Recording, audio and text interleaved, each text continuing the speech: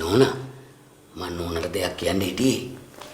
නෝනා පරණ දෙමව්පියෝ ගෙවල් දොරවල් මතක් කරගෙන පුළුවන් තරම් ඉක්මනින් මෙහෙන් යන්න. ගියේ නැත්තම් මාර විනාශයක් වෙන්නේ. අපේ නදිනි නෝනට අන්ඩර්වර්ල්ඩ් එකත් එක්ක කනෙක්ෂන් තියෙනවා. නිකමට හිතන්න කොන්ට්‍රැක්ට් එකක් දුන්නොත් මොකද්ද වෙන්නේ? මොකක්ද කපිල අයියේ මේ අන්ඩර්වර්ල්ඩ් කියන්නේ? අයියෝ ඕකවත් දන්නේ නැද්ද?